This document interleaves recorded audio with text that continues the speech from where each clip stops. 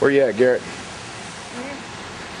All right, here we are tonight at the Safari Club International. We're going to be doing a fundraiser for San Fernando Valley chapter. Let's go. You ready? Yeah. All right.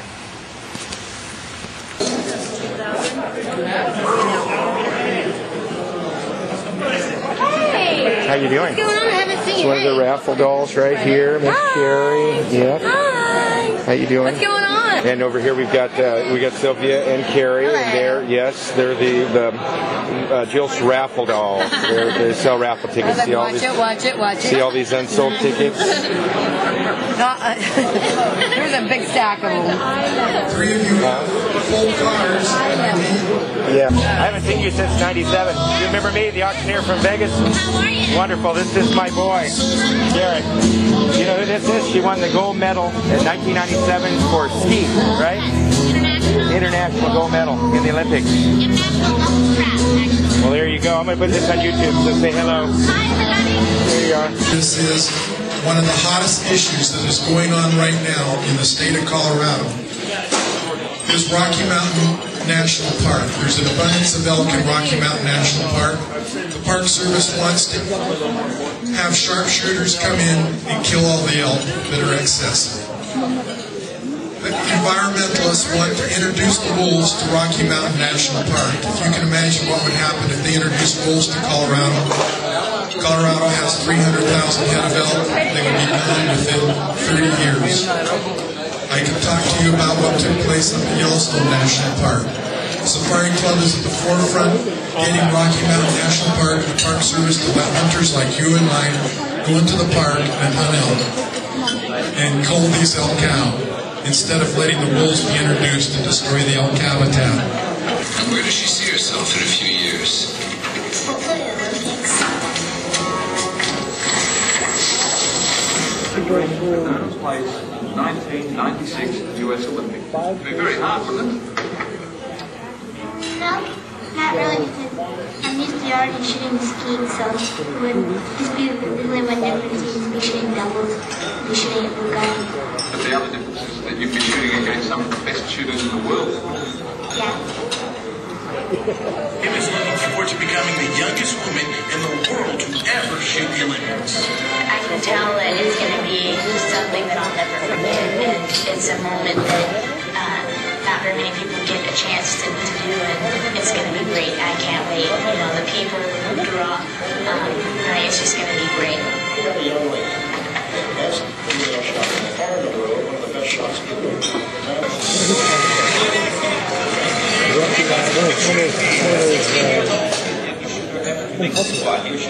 Keep your eyes on the way target.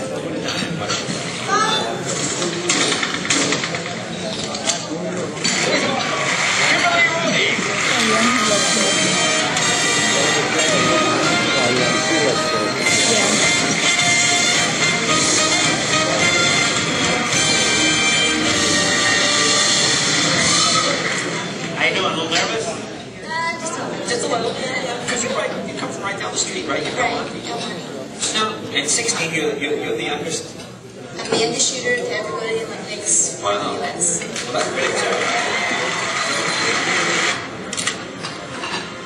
In competitive shooting, women and men compete on a level playing field. When a clay target shatters, the gender of the shooter doesn't matter. Kimberly Rhode is a remarkable shot. At the age of 12, she became the youngest female in the history of skeet shooting to break 100 straight. I don't know if it's a natural ability or what, but I'd say I've put in the practice time, and that's what's helped me so far. Now 18, Kim has tied or broken dozens of world records and won hundreds of national and international medals. When you're in that zone, you can't hear the crowd behind you, you can't hear the people, you're just wholly focused on that one target. In 1996 in Atlanta, Kim became the youngest woman ever to win an Olympic gold medal for shooting. Push that and a picture will go. She has just officially won her second Olympic gold medal. She championed with this double triathlon events. In 8 years, Kim Rhode had the thrill of receiving an Olympic gold medal. Then she stepped atop the podium, an Olympic champion gold medal once again.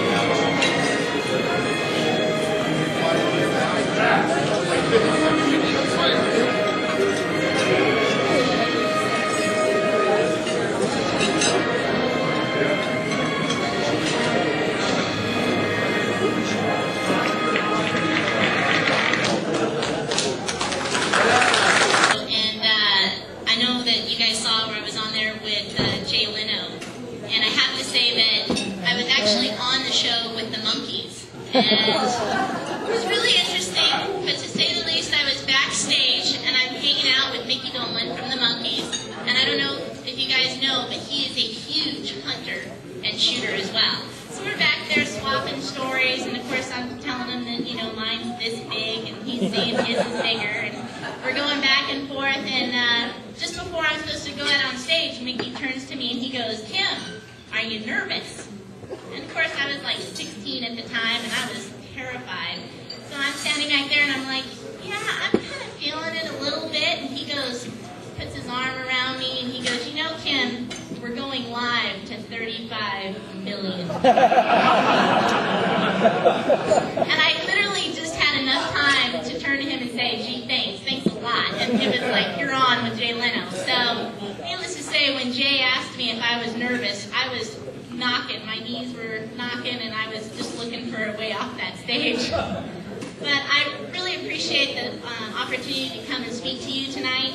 And allowing me to share with you my Olympic experiences. And for me, shooting and hunting is just a natural part of my family. My dad's side of the family grew up in Montana, and it was just passed down from generation to generation. Some of my first memories growing up are the hunting trips with my family.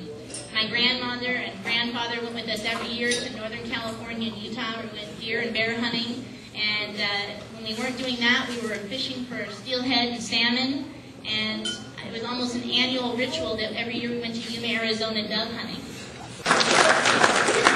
So I literally grew up with my shotgun in one hand and my fishing pole in the other.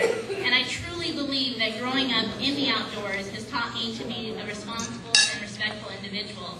Never gave up. In Peru, I cracked my head open, actually. Had an accident at the hotel and had to have 4 staples put in the back of my head. They couldn't use anything to deaden it because of drug testing restrictions.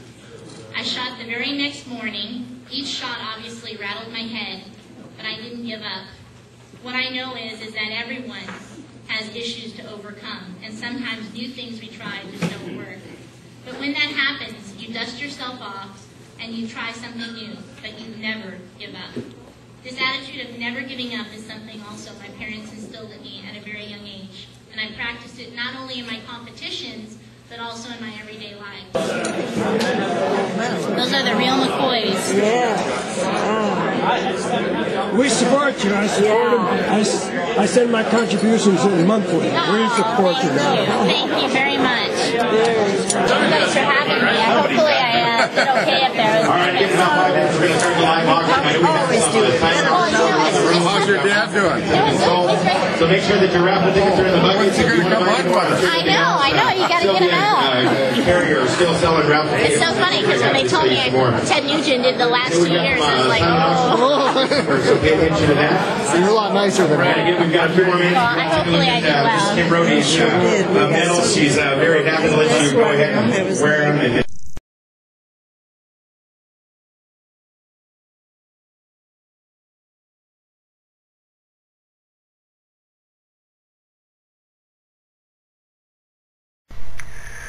$10, $20, $25, would have been 37.5, would have been 50, would have been 62.5, would have been 75, would have been 87.5, would have been 100. I'm 100% sure that I'm going to go to work for you and make you look good and make a lot of money and have a lot of fun. What are we going to do next? I don't know. Give me a call. We're going to find out. This is Dan Dotson with American Auctioneers, and I'd be proud to work for you.